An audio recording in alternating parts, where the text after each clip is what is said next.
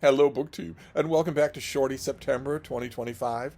This is a BookTube event dedicated to showing some love to really short works, fewer than 200 pages, fewer than 100 pages, the sweet spot of 120 to 150 pages, however short it is, but in other words, not really a full-length book, something that in a more concentration-heavy age would have been a single-sitting read. Uh, And I love this event. Absolutely love it. Obviously, since I've been doing a video a day, and I want to keep doing a video a day for the rest of Shorty September, because there are so many great short books to talk about. I'm at war with my print and paper books. The war has turned ugly. We are in the poison gas stage. But while I was reorganizing, I guess you could put it, it didn't feel that way. There was a lot of screaming and crying involved. While I was reorganizing at Bookcase a while ago, uh, I started noticing the really short books, mass market paperbacks. I started noticing them, so I started pulling them aside into a stack, and I'm working my way through that stack for either reads or rereads. Most of them are rereads because most of the books I have here are rereads, and this one is a reread, and oh my, oh my, I don't have an ebook of this. I don't have an ebook of any of this author's works, and I don't have any hardcovers either of all but one. Uh, so this mass market paperback I'm actually going to keep because I like to revisit. The author is Nicholas Montserrat, who is most famous today as the author of the novel called The Cruel Sea, which is great. It is great. He did another big novel called The Capellan of Malta that I think he intended to be his great novel. But authors don't get to determine that. And it's The Cruel Sea that will forever be associated with his name. And justly, he was a smart guy, a really talented writer, and I think he was trying to pour greatness into the Capellan of Malta, but greatness is all over the Cruel Sea. As I've said many times before on this channel, when I mention it, when I bring it up, if you see it in a yard sale with no dust jacket or a ratty old paperback, and you think, that looks like the kind of book my grandfather would have read, you should try it. You should read it. The Cruel Sea is amazing. And sometimes that fact can overshadow the fact that a lot of what Nicholas Montserrat wrote was amazing. I don't really think that the Capellan of Malta is quite as amazing as the contemporary critics made it out to be, but the book we're looking at today, the one I reread last night, oh, I could reread this forever. Just forever. This is HMS Marlborough Will Enter Harbor. This paperback came out in 1947. This book, like The Cruel Sea and a lot of other stuff that Nicholas Montserrat draws on his own experiences during the Second World War, uh, and it tells the story of a sloop named the HMS Marlborough, who was doing unconvoyed, unaccompanied convoy duty, and in the early years of World War II, when British convoys were vital to the survival of a besieged island, but were completely vulnerable to German U-boat attacks. Uh, German submarine attacks were largely innovative in their coordinated strategy, and British shipping was vulnerable, very vulnerable in the early years. That's a crucial element of The Cruel Sea, and it's partially a crucial element, at least in the beginning of this book. HMS Marlborough is 1,200 tons, has a fairly good complement of weapons, has a small complement of officers, and 100 and something crew members. And in the very beginning of the book, on the first page, she is struck by a torpedo from a German U-boat. A bad strike. Forward and below the waterline, it blows up one of her guns and badly damages her inner hulls, her compartments. So that she is built to withstand, or at least hope to withstand, at least one torpedo strike. But in practice, that almost never was true, and she is a mortally wounded ship after the second paragraph. So that's not a spoiler of any kind. The captain, never learned his name, immediately starts to assess what's going on, assess what the damage is. He's lost a lot of people. He's lost a large percentage of his officers, all of whom were below decks right where that bomb struck, and a large percentage of his crew. And a little bit later on, a few pages later on in the book, when another bulkhead gives in, he loses even more people. So his goal at first is assess how much damage, assess who I have. He, we are told, has been thoroughly trained. He does not panic. He's not groping around for what to do. If you've lost your first lieutenant, you find the person directly below him on the rank chart, and you tell them they are now in charge. They are now first lieutenant. If that person's gone, you find the next person, and so on and so forth. It's the way the rank system is supposed to work. That each rank lower is being systematically, steadily trained to take over if something happens to the rank above them. That's what it's like in wartime. The captain has to do that. He has to figure out who his crew is, first of all, and he has to figure out from the engineer how bad the damage is. Is it survivable? Can you shore up those inner bulkheads? And the answer turns out to be probably not. They look really, really bad, and if they go, the whole ship will go in seconds. The captain, he has a reluctance that Nicholas Montserrat does not put into words. You're supposed to pick it up as a reader. And he makes it explicit later on. I'll read you a passage where he makes it as explicit as he's ever going to make it. First, the captain orders star shells, where ships will send bursts of inert ammo into the sky to illuminate the ocean around them. As it's happened, the attack happens at night. And while he's debating with his engineer about how bad the damage is and whether or not the bulkheads are going to give in and whether or not they're going to lose any more men, one of those illuminations shows that the U-boat that struck them has come to the surface to see how bad the damage is. They've come to the surface in order to look around. Did we sink this vessel? Did we mortally wound it? Are people leaving it in boats? How bad is the damage? The captain looks and sees that the U-boat is not far away and sitting on the surface. And then all question of damage control or anything else goes out the window, and he orders the chief gunnery officer has already been told that he can fire at will, and he does. The submarine also fires, but the exchange of damage is not equal. The submarine's salvo destroys another gun, but the Marlborough salvo destroys the submarine.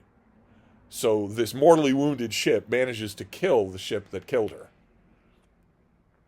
But there's even more damage when that gun is destroyed. There are even more people dead, and there is the pounding that the ship is taking. Even for a few seconds, the ship is back in combat. When it's not able to do that, it's been gored below the waterline, and the crew is looking at the captain. In these opening pages, they are looking at the captain. They're not saying anything. They are good and true sailors, every one of them. There's only one moment where he has to discipline one officer, and it only takes once to remind that officer of his duty, even though these are extraordinary circumstances. But the crew is nevertheless looking at the captain, and they're looking at him for a very specific order. They aren't saying anything. They aren't even really thinking it, but they are expecting that he is going to give the order to abandon ship. They're expecting he's going to do that. And we get this beautiful passage. We get the closest that Montserrat comes to telling us why the captain is not giving that order. Because he has a long history with the HMS Marlborough. He watched the ship being built. He'd kept an eye on her all the time, checking her movements as she transferred from the home fleet to the Mediterranean, thence to the China station, then home again, looking up her officers in the Navy list and wondering if they were taking proper care of her, making a special trip on one of his leaves to have another look at her. And when, at the outbreak of the war, he had been given command of her, it had been like coming home again to someone dearly loved who has not yet passed the honeymoon stage. She was not, in point of fact, much of a command for a commander, even as the senior ship of an escort group, and he could have done better if he had wished. But he did not wish. Old-fashioned she might be, battered with much hard driving, none too comfortable, at least 3 knots slower than the job really demanded, but she could still show her teeth, and she still ran sweet as a sewing machine. And the last 3 years had been the happiest of his career. He was intensely jealous of her efficiency when contrasted with more up-to-date ships, and he went to endless trouble over this, intriguing for the fitting of new equipment for experimental purposes, demanding the replacement of officers or key ratings if any weak point in the team began to show itself. In 3 years of North Atlantic convoy work, he had spared neither himself nor his ship's company any of the intense strain which the job imposed. But Marlborough he had nursed continuously, so that the prodigious record of hours steamed and miles covered had cost the minimum of wear. He knew her from end to end, not only with the efficient technical eye of the man who had watched the last 5 months of her building, but with an added intimate regard for every part of her, a loving admiration, an eye tenderly blind to her shortcomings. Now she was going. No wonder he could not phrase that final order. No wonder he stared back almost angrily at the chief, delaying what he knew must happen, waiting for a miracle to forestall it. And over the course of days, he gets that miracle. Because his remaining crew manages to get ahead of the damage. Just a tiny bit. They manage to shore up that bulkhead, that one last crucial remaining bulkhead, enough so that it seems trustworthy. And, amazingly, they managed to get part of a drive running. She's been drifting. They managed to get part of an engine running to give her a little bit of steam, a little bit of maneuvering power. They're still cut off. They have no communication with the outside world. The communications equipment was lost in the first salvo. So, but now at least the HMS Marlborough can move just a bit. A movement, of course, might put a strain on that bulkhead, but they risk it. And it looks like it's working. The crew's mood raises. There's hardly anybody left, so they're all working around the clock. The captain gets a couple of hours sleep in 5 days, something like that. And at one point,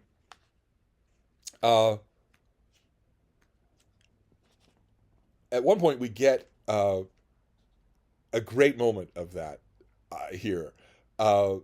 There was much more than the captain wanted to ask. Did they really think Marlborough would get in? Were they still confident in his judgment after all these days? He's asking his chief about how the crew is taking it. It's a very delicate question, and he's not asking the crew directly. Were they still confident in his judgment after all these days and nights of blundering along? Did they trust him absolutely? Questions he would never, ever have thought of, save in the lighthearted hunger for reassurance. But suddenly, his chief says, "They hope you're getting enough sleep, sir." Then we're told, then he sucked his breath, as though discovered in some appalling breach of discipline, took the cup from the top of the compass, and quickly left the bridge. Alone once more, the captain smiled tautly at the most moving thing that had ever been said to him, and settled back in his chair to take up the watch again. And eventually, as the story goes on, they see lights in the distance.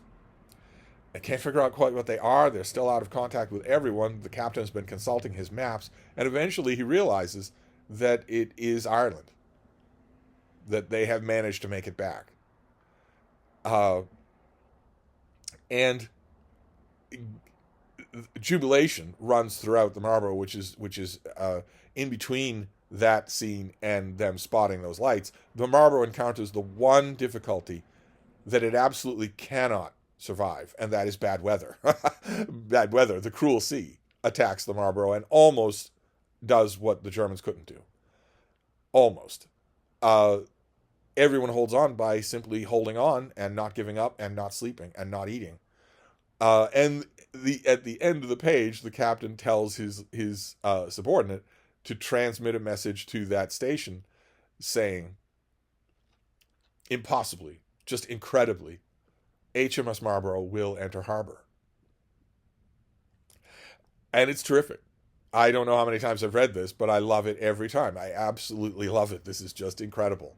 And it won't take you any time at all to read. It's tiny. So if you think, while reading a book about World War II fiction, about World War II naval combat, no, that's my grandfather. Maybe. That's not me.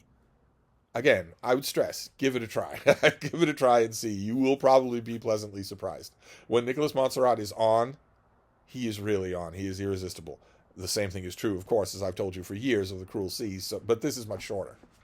So there you go. That is your Shorty September for today. An unqualified success. Totally overjoyed that I reread it. It salvaged what might otherwise have been some tedious reading last night.